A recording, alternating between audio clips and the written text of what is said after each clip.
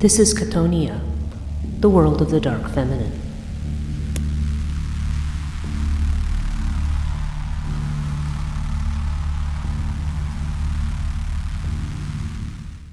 Hello, this is Breach Burke. Before we get into this week's podcast, I would like to thank my patrons personally: Politi, Jan H., Tanya T., Jeffrey B., Gabby, Helen M., Sunny H., Scott K., JRM, Susie G., B. Lupita, C. Roberts, DS, Jake B., CDV, Ali, V! V, Mary Beth R., Ida B., Eric N., Tana, May, Christine F., Alex C., Samantha G., Alcanet, Teddy O., and Desi Ray. I really appreciate those of you who have joined recently and who have stuck with me over these years. Now on to the podcast. Hello and welcome to Chthonia, the podcast dealing with the dark feminine. I'm Breach Burke, and the topic of this week's podcast is a Norse goddess known as Ran. Ran is a goddess associated with the sea, and she is usually mentioned in conjunction with her husband, who is referred to as Aegir. And the two of them tend to represent the powers of the ocean and of the sea. Now, Ran is quite interesting because she is really this literal representation of the destructive aspect of the element of water.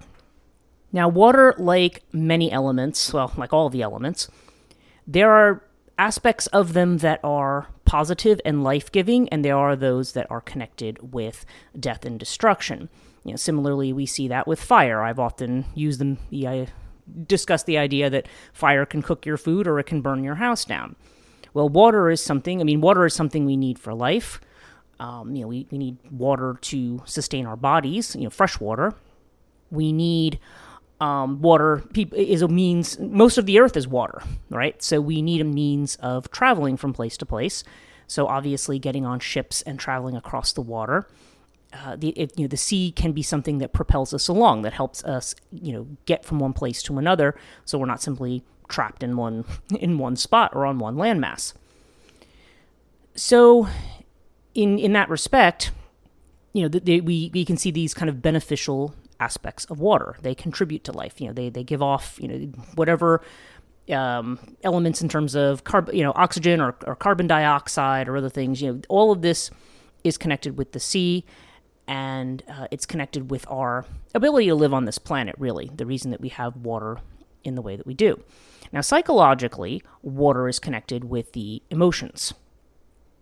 We tend to think of water as having to do with if you fall in love, right? There's this idea of this. This tends to be represented in a way, sensuality and pleasure that has to do with feelings can often be expressed in terms of water. When we could be happy or sad about something, and we might produce tears, right? We might cry.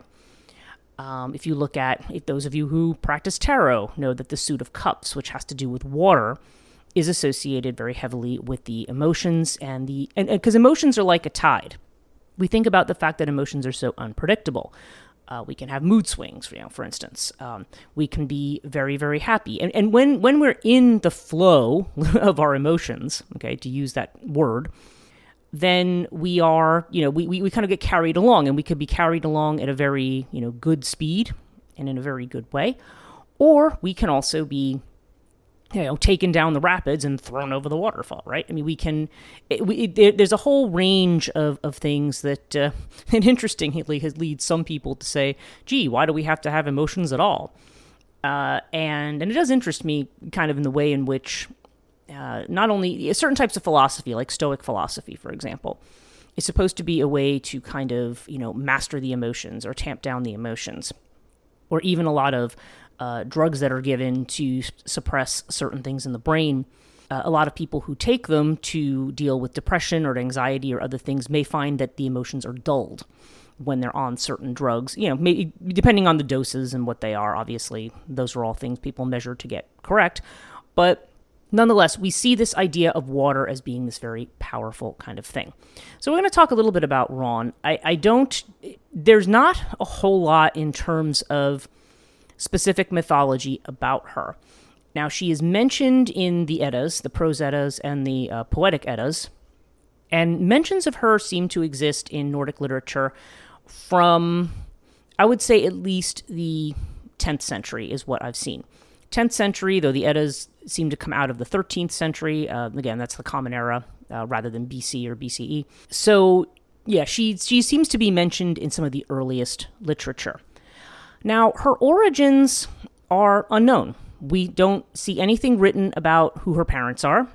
It's not even certain which tribe of deities she belongs to. And so they say either it's the Aesir or the Vanir. She could belong to either one. It's not really clear. Now, her husband, Aegir, is known as a very beneficent force. Aegir is considered to be a welcoming energy, one that provides, that provides, that nurtures. It's kind of like being welcome to the feast in the hall kind of energy that we associate with Aegir. He tends to represent this aspect of the sea that is beneficial. We think about the treasures of the sea. Think about fishing. Okay, that's another thing I didn't sort of mention in my intro there. Yeah, obviously, if you fish, that's something that provides food, just as growing crops or having livestock on land might also provide food. The sea can also be a source of nourishment. As typically, oceanic waters are not the kind of waters that you can drink because they're salt water. But again, there's this abundance that's provided both under the sea as opposed to what we see on the earth specifically. Now, by contrast, Ron is a very destructive goddess. Her name actually means robbery. Okay, so it's interesting. If we think of her husband Aegir as the bestower of the gifts of the sea, it's almost like Ron is the one who robs you of them. Okay, she robs you of more than that. She becomes a kind of female Grim Reaper of the sea in a way, because she's not like the Grim Reaper that walks around with a scythe, right? Because that usually implies a harvest on the earth, right? When you cut wheat down, you use a scythe, So that's the kind of metaphor for death that we use when we talk about earthbound, earth kind of spirits, or humans even, who live on land. When you're talking about the sea, Ron's chief, I guess you could call it her attribute or her chief weapon, the thing she's most often seen with is a net.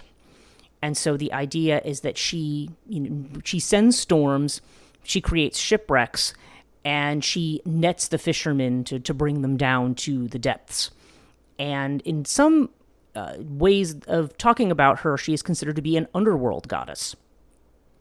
And I know I have mentioned before the whole notion of the sea as being a representation of the underworld. Okay, in mythologies of most cultures, you either see the underworld represented as a land that is underneath the earth, like in a cave system. We do hear about rivers that run to the underworld, again, especially going back to my comparative Greek and Roman, which I tend to do. Again, not that these cultures have the same thing, but it's another thing from what we would think of as Near Eastern culture that might be similar in aspect to this. And yeah, so for example, Hades is seen to be a place that is under the earth, deep under the earth, and has areas that are both, beautiful and fields and so forth, kind of like, our rural settings that we have. And then you also have the depths like Tartarus. But you do have this idea of a cave system and having to go into a cave and going, there's the waters that are surrounding the underworld. And in other cultures, the underworld is conceived of a place, like a cavernous place that's beneath the sea. The idea is that it's something that is in the depths, okay? It's not someplace on Earth. Some other cultures will represent the underworld as being in a western land or in a desert. So sometimes you have the exact opposite. You see this with Babylonian thinking, for example. The underworld is a place far to the west, and it is a dry desert land. There is no water. There is no life. So it's kind of interesting, but nonetheless, when we talk about the sea, even in biblical thinking and early biblical thinking, you do have the idea of Sheol as being a place that's either in a pit or a cave. And certainly when we talk about the souls of the deceased, they tend to have a connection to the sea also. So we see this in this aspect of Ron. So what I want to talk about is we're going to mention a little bit about her, where she's mentioned, and maybe just a few clips of, clips that I'm going to say out loud of what of how she is mentioned in the literature. And she also is listed as having 9 daughters who are types of waves in the ocean. And I think what we want to do is look at not only these attributes of her, but also the psychology of the sea, because this, I think, has a lot to do with what she is supposed to represent. Some goddesses have more of a personalized story that perhaps humans could relate to. So, for instance, we might hear about a deity who gets married, or falls in love and is rejected, or does some specific deed or feat that tends to be part of their mythology or part of their story, something that might make them relatable to a person. This is something that I always feel people do with mythology, is they will read the story of a goddess. Take Persephone, for instance.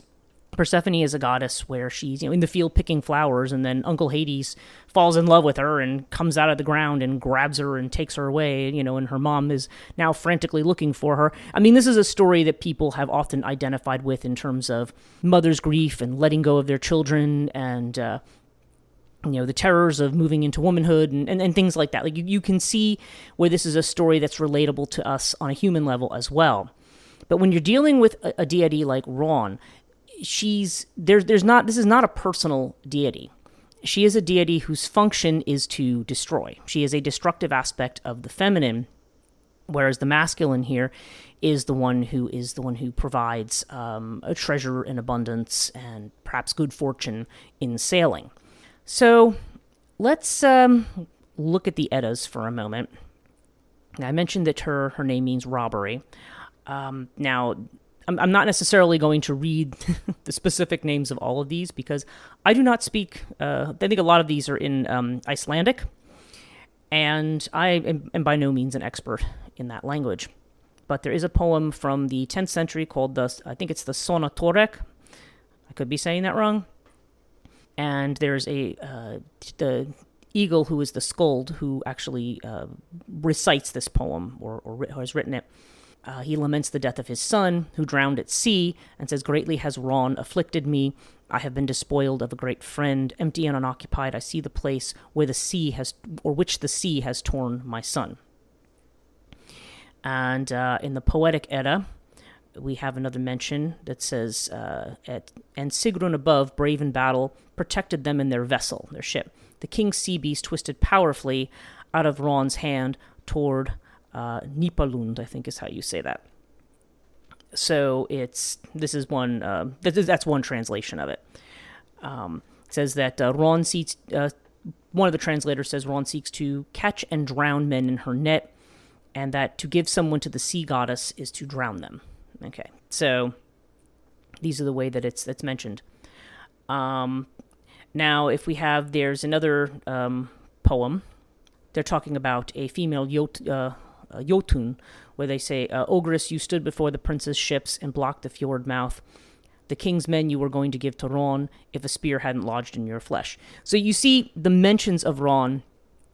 It's mentioned as almost in an epithet fashion, or a personification of the sea, and of the terrifying and destructive aspect of the sea. So that, rather than saying, "Oh, okay, here's Ron's story, and she did this, and then she did this, and then she did this," instead, she is one who casts a net. Now, the one place where there is a discussion of Ron's net outside of this context is when Loki wants to borrow it. It says, Odin and Onir sent Loki to get the gold. He went to Ron, who's now mentioned as Ron, and got her net, and went to Andvari's fall and cast the net in front of the pike, and the pike leaped into the net. So, in any case, yeah, so you have a mention of her where Loki borrows her net for some particular purpose. And in the Prose Edda, Okay, Ron is referred to as, I'm not sure if I'm going to say this right, Gymir's vulva. Okay, so she's referred to as a vulva here. And a vulva is almost like a kind of a sibyl or a prophetess. The vulva is the one who gives prophecies.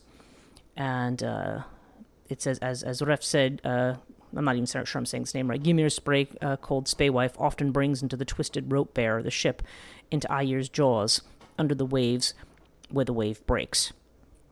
Okay, so there's another stanza references Ron, but Seacrest Sleipnir, spray-driven, tears his breast covered with red paint out of white Ron's mouth, which is... So there's this idea of the sea as being this great jaw that clamps and, like a bloody jaw. It's gonna swallow you. Weird image there, because it makes me think of the idea of what they call the vagina dentata, which is the vagina with teeth, right? It's like something where you enter into it and the jaws clamp on you. Certainly the one is an image of more of castration. But the idea is that the sea clamps down on you and cuts off your life. So the sea is like a great monster with jaws in this particular way of thinking about it. Or I guess you could perhaps think of shark attacks, right? Speaking of jaws. So there's other mentions of Ron, but I'm not going to read through all of them. I simply wanted to kind of make the point that she definitely seems to have this association specifically with drowning deaths and shipwrecks, men going off to sea and feeling, I'm going to be doomed to be, caught in Ron's net, kind of idea. Now, it's mentioned that she is frequently used in the skalds, or the kind of the bards, employ her name in what they call kennings. Now, a kenning is a kind of figure of speech that describes something. So, for instance, the sea might be described as the whale's road. So, Ron, examples might be like Ronerland or Ron's land. There's also one for Ron's Hall, Ron's Way, the bed of Ron. All of these are references to, being the sea or things that are under the sea. So her name is actually used as a kind of, I would say an epithet, but an epithet is more of a description of a deity. This is more of a description of the sea using the name of the deity. Okay, so this is kind of it's a figure of speech. And, so it's probably in the same way that we name things like, the Devil's Table or the Devil's Path or the Devil's Rock. There's something quite similar in that same kind of naming that we see with the kennings here. But Ron appears in quite a lot of them. So let's talk about her daughters for a moment. Her and Aegir have 9 daughters, and I'm going to do my best with their names. Apologies to anybody who is speaks Icelandic or speaks any kind of Norse language where I may be butchering these, but I'll make my best effort. Okay, so the first one is Himingleva, I think is how you say it. That through which one can see the heaven. So this, it says this has to do with the image of the sea's surface when it's calm and mirroring the sky above.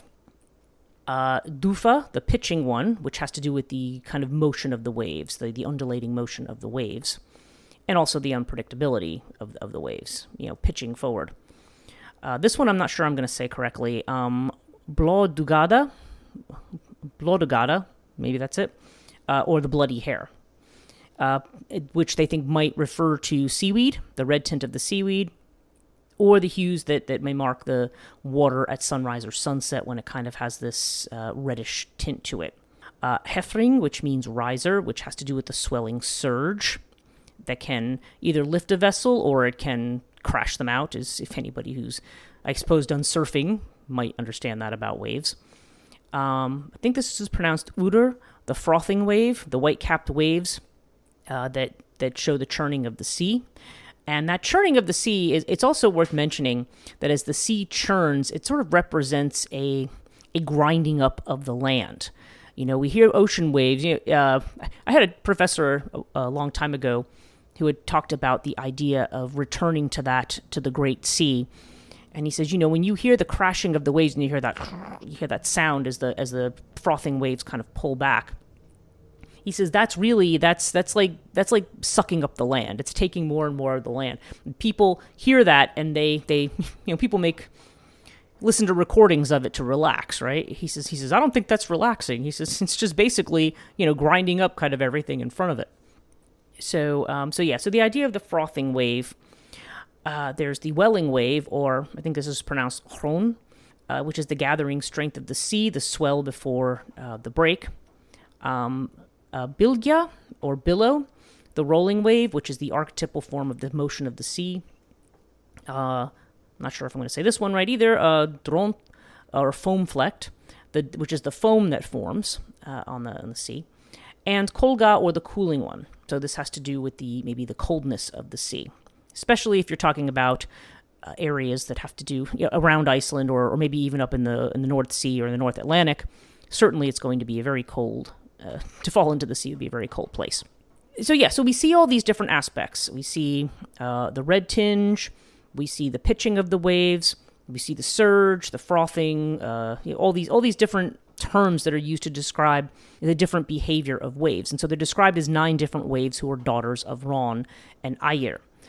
Now, foam fleck is interesting to me because in Greek mythology, certainly, there are deities, particularly among the Gorgons, who are said to represent sea foam. In fact, Euryale, who is one of the 3 Gorgons. We always know about Medusa, but Euryale, her sister, is the Gorgon of sea foam. Okay, and what might be instructive from Greek mythology is if we look at figures like the Gorgons, or we look at Scylla and Charybdis. These tend to be figures that represent the terrors of the sea, the sirens, where one is, led astray and then crashes up on the rocks. There are these feminine forces connected with the terror of the sea, and really the dangers of navigating waters. Because when you're dealing with an elemental force, as I've mentioned, it can be a very beneficent force if you are able to master it in some way. But something like the water is very, very difficult to master because the sea is unpredictable. These waves are unpredictable in their behavior. Now, if you know something about weather and the moon tides and the high and low tide and the whole idea of you have whirlpools and things. We talk about rip tides and things like that, especially in connection with events like hurricanes or tropical storms or other kinds of storms that one has at sea. And again, if you want to talk about the seas that are in the northern part of the world, they tend to be some of the most dangerous. I mean, potentially you could be dealing with ice in some places as well. Maybe not so much around Iceland per se. It is kind of a volcanic island, but it's in the middle of the Atlantic. If you're talking about other cultures that might see Ron as a kind of sea goddess, we are talking about some of the most dangerous waters in the world as far as the unpredictability of them. If you've ever been, I have not been to Iceland, but I know if you've ever been on the coast of, say, in the North Atlantic coast somewhere, like the Antrim coast in Ireland, for example, when you see the way the weather is in those places, the way that the storms whip up, the way that you could just be standing on a normal morning and all of a sudden all these howling winds just come in out of nowhere, and it's like, whoa, what the heck, It can be, the way that the waves come up. I remember being on the Giant's Causeway, and this rain came down that I think I was there with my grad school group, and the dean had said, he was just like, he says, that's the closest I've come to drowning standing up on dry land. It's just, you'll see videos of it. The weather can be absolutely appalling. You'll see these things every now and again where they'll be like, oh, you can go move to an Irish island and, or buy an island and go live there, or we're looking for people who are Americans with Irish citizenship to go move there. And mind you, this is not Ireland, so I'm not comparing that. I'm just simply talking about the sea and the way that the sea behaves. And I'm like, there's a reason that people don't want to live there. It's or some of these lighthouse keepers that are out in these kind of remote areas who can just very easily in a minute, the swells can come up and just literally drag them down. There's a famous story of a Scottish lighthouse where all these light keepers just suddenly disappeared. and people are trying to figure out what happened. But it could be that there was they figured there was this storm, and the swells just suddenly came up and probably pulled them from the rocks, and with the winds being fierce, kind of dragged them under. And that's kind of this image of Ron's net. She comes up and snags fishermen with her net and drags them down to the bottom of the sea, where we're seeing this kind of presumed connection to the underworld. So, so she, along with her daughters, who are probably aspects of the kind of power that she has. So, okay, so we can think about the physical aspects of the sea and the way that is, and the obvious dangers to sailors, which is, because obviously this can be a kind of profession that can be lucrative in terms of that you can, catch fish and bring fish to market and have fish to eat and so on and so forth. But there's also sea monsters of all kinds that would have been, we don't even know most of the species under the ocean. I think they said that we probably only know, I can't remember the exact percentage. I was actually watching something recently about that. It's either somewhere between 22 and 30% of the ocean. It may only be even like 21% is actually known by us, because the other, almost 80% is unknown, because they're just depths that we can't possibly reach. So it's not surprising then that the sea becomes a metaphor, for the great unknown. Psychologically, it becomes a metaphor for the collective unconscious, right? For this vast ocean of archetypal material that we can only adapt to. We cannot conquer it. It's like our thoughts are the boats on that, and our thoughts can only take us so far. Our ship can still be dashed asunder, and destroyed. And so, so there's a vastness to the sea that is awe-inspiring. It's beautiful. It has, like I said, there's a lot of potential there in terms of the ability to sustain life, but it is also very, very destructive. So this brings me back a little bit to thinking about flood mythology. Now, Ron is not necessarily associated with floods, though she is associated with shipwrecks. She is associated with the kind of storms at sea that are extremely destructive, that drown sailors. And certainly hurricanes and other storms that come in can be an aspect of that. Typically when you have that, you'll have lashing winds and rains and other things as well. So looking at the flood material is not necessarily too far-fetched for this. But I'm interested not so much in other flood stories, but rather in the psychology of the flood. There was an article that was done around the time of Hurricane Sandy in 2012, and it was Avi Steinberg who wrote the article for the New Yorker magazine. And it was about floods, and it was a reflection on Hurricane Sandy, which interestingly now is no longer classified as a hurricane. It's classified as some other kind of big megastorm. But I remember that storm. I was living here, and it was probably around just before Halloween in 2012, and I think just before we had a presidential election here. So there was a lot made about that too. Mitt Romney's handling of, the post-storm thing, even though he wasn't president, but his response to it versus Obama's response to it at the time. And then, of course, New Jersey Governor Chris Christie and his response to it at the time, which got a lot of Republicans mad at him because he is a Republican. But he was basically singing Obama's praises for, hey, he came here, he did the emergency disaster declaration, he didn't have to do all that mumbo jumbo, we were able to do this and that, and how annoyed Fox News was with him at the time. But it was used, I only mention this because it was illustrative of a motif that tends to surround these kinds of stories. Like, who is the person who is clever enough to deal with the crisis of the sea or the crisis of the ocean? Frequently in these stories, in fact, in all of them, at least all of the ones that are, again, maybe I should say Near Eastern, you have this idea of somebody, like this great flood, like the sea comes and takes over the land. It ravages everything. And when it does so, everybody is destroyed. All life is destroyed.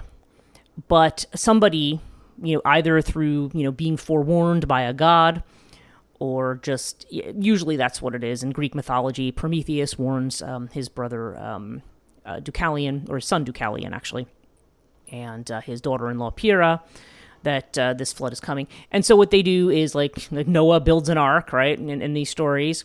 Other ones, they get into a little chest or a boat so that they can survive, something where they can be kind of inside but on the waves, floating on the waves.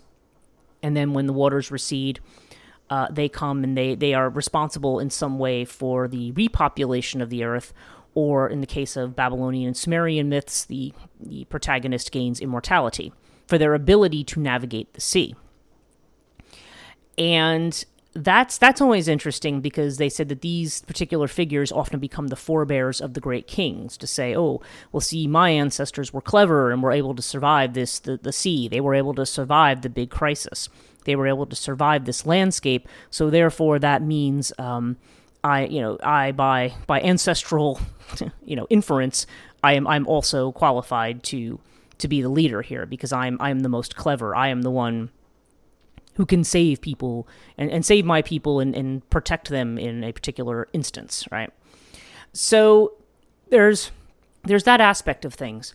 We have the idea of the clever person, or the person who has the ear of the gods, who is able to avert the crisis caused by the sea, and is able to survive without being shipwrecked, without being dragged down into the waters. And to be dragged down into the waters in a lot of ways, psychologically, what Steinberg had said was that while fire either purifies or utterly destroys, the sea regresses. Now, you can argue that water is also used for purification. I mean, certainly that's why it's used in baptism rituals, or we purify things by sprinkling water on them, right? Like the idea of water as cleaning or purifying. And interestingly, too, the whole notion of the flood as something that, quote unquote, purifies the land of corruption, right? This is the reason that Jehovah or Yahweh decides that he's going to send a flood, and the same reason that, when we're talking about the stories of Anki and Enlil, there's this decision that we're going to get rid of these humans because they're annoying, or they're overpopulating the earth, or they're too noisy, or whatever the pretext was. Or Zeus saying, that mortals have become corrupt and we're not honoring the gods, so we're going to wipe everybody out. Like, there's this notion of water as being like something that gives you a hard reset. Okay, it kind of starts things over and it takes you back to the beginning. Better example might be from the Odyssey, where the storm god Poseidon, right? Poseidon is a god of the sea, obviously, just like Neptune is his Roman equivalent. And when Odysseus, puts out the eye of his son, the Cyclops Polyphemus, and steals his cattle, and then kind of goes, you can tell them that Odysseus outwitted you. He doesn't realize Polyphemus is the son of Poseidon, and after this, Poseidon has it out for Odysseus. So he makes sure that he does not have smooth sailing. So the worst thing you can do is offend the god of the sea. And similarly here, you want to make sure that you don't do anything to offend these deities, though I believe the symbolism of Ron is more the idea that she represents that unpredictability of the sea. That aspect of it that can appear at any moment, and where you take this kind of life or death risk when you go out. I think it's kind of a very realistic view of the way that element can work. But again, it's interestingly portrayed as feminine, as a destructive feminine, rather than as a masculine force. And I suppose in that context, it's also worth noting that the deities that tend to, who tend to be the royalty, or the ones who tend to be the masters of these, or the ones that can actually, cause the sea to engage in this kind of behavior, are often gods of storms, gods that wield the lightning bolt, which we talked about we talked about Lu in the last podcast. But the idea of the king of the gods is the one who can wield the lightning bolt. That's the one, so it brings fire from the sky, so to speak, right? And of course sometimes this is also the impetus for storms. Zeus could instruct Poseidon to bring a storm. Now we don't know that this happens with Ron. We don't there's nothing that I see that says that. It seems that this is more, she is the capricious deity. She sees the sailors, and she is the one who decides when she's going to, to net her harvest.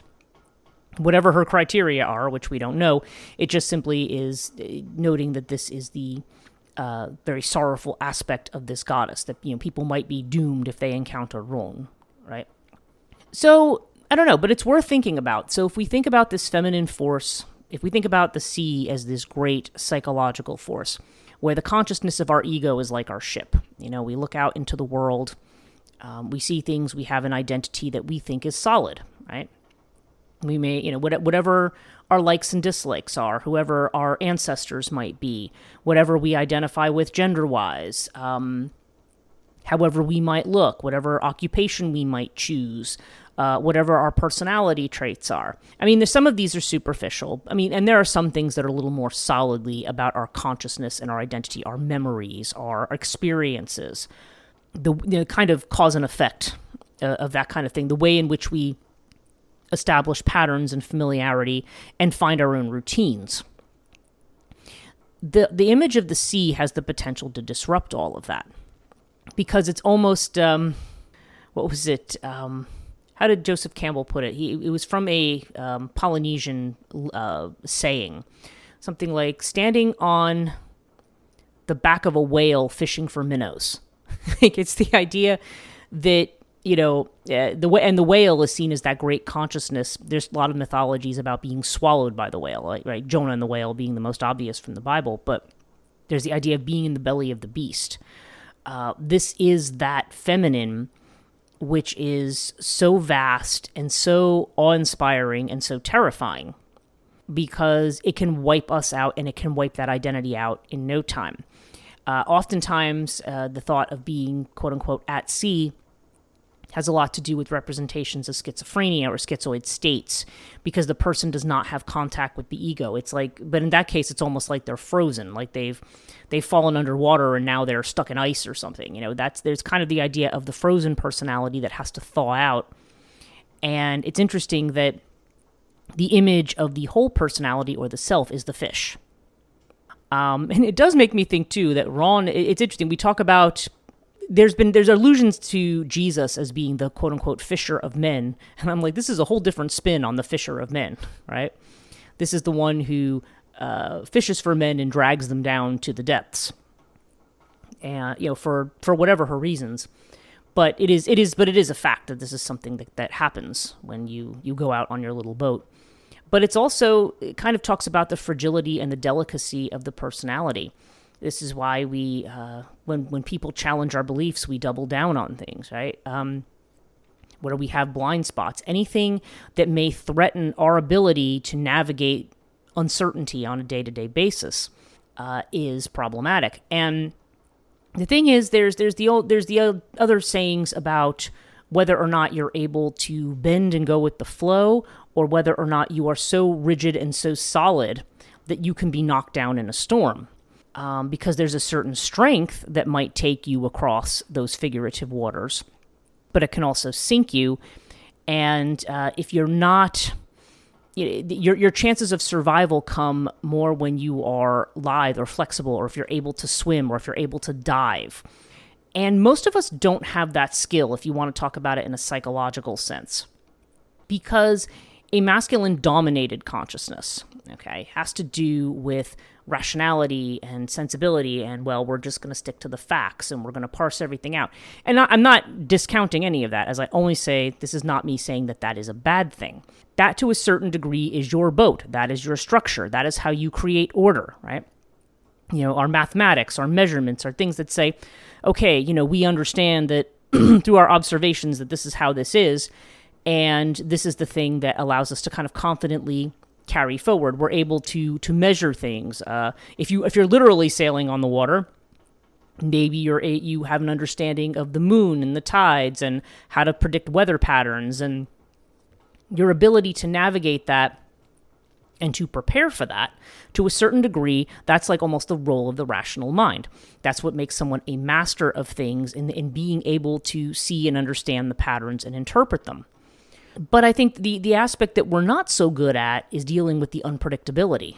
The unpredictability of being dragged down, of when things happen that completely overwhelm us, and all of those structures that we've built that make us feel very safe are suddenly torn apart. And then it's like, well, then what do you do? How well do you swim? How do you what is the next thing that you can do? Actually it is a kind of a thing that comes out of when I was studying the runes, the idea of when you're in deep water you become a diver. How well do you do that?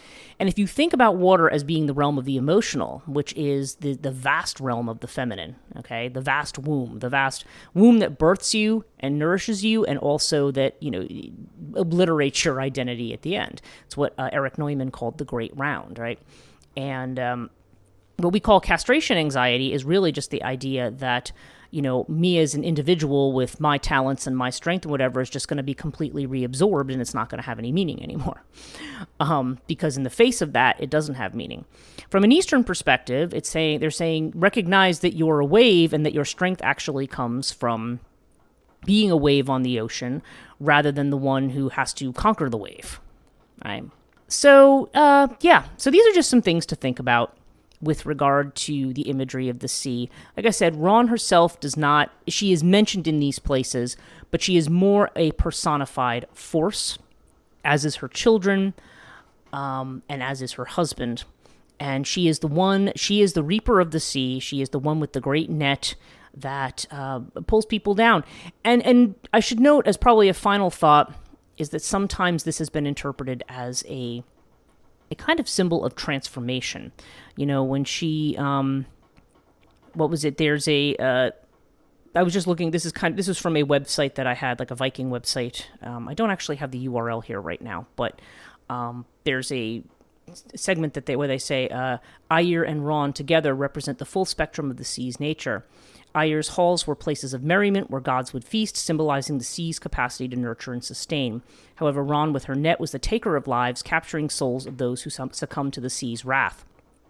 This net, her most iconic attribute, was not for harvesting the ocean's riches, but for claiming those. Right, she's a robber. She's robbing you of something. And it's interesting because that's the narrative, that's the construct. It says it's not this is inevitability there, but rather that this is like you've been robbed of something. The young man going out to sea is now robbed of his life, right? You are robbed of your mortality. You're robbed of being able to live. And it says, in Norse cosmology, Ron's portrayal is a reflection of the sea's dual nature, calm and nurturing under Aegir's influence, dark and deadly under Ron's watch. Her role among the gods is not of interaction and mediation, but one of dominion over the sea's most perilous aspects. Embodiment of the ocean's depths, mysterious, vast, and unfathomable. And so that is where I think I'm going to leave it on Ron.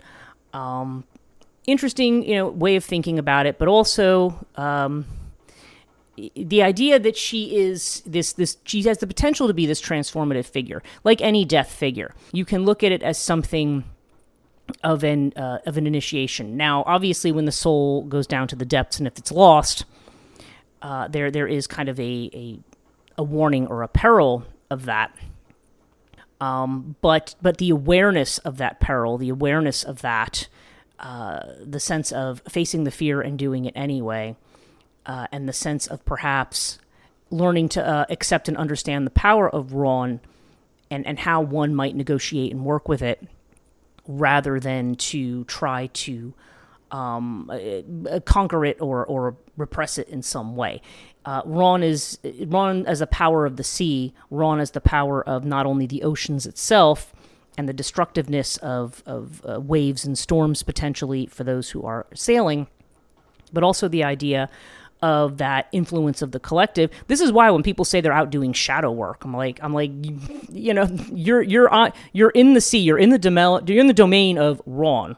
Okay, you need to be careful that you're not caught in her net and pulled down as you are trying to navigate that space. So you need the intellect for that. She needs Aegir's influence, right? You need the influence to balance that. One is not superior to the other.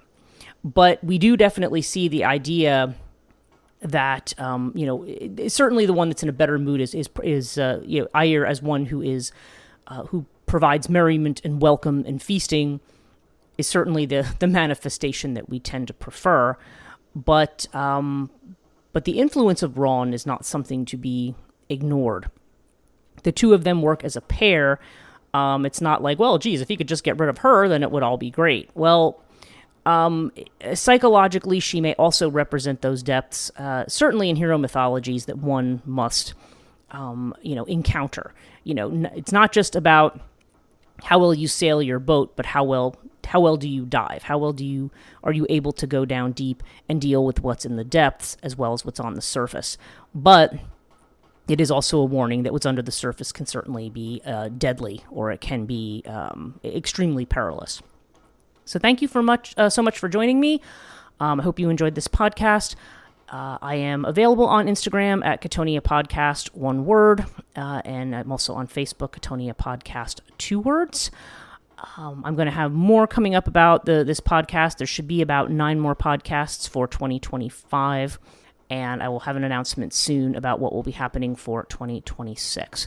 So thank you guys so much for joining me, and we'll see you in the next episode.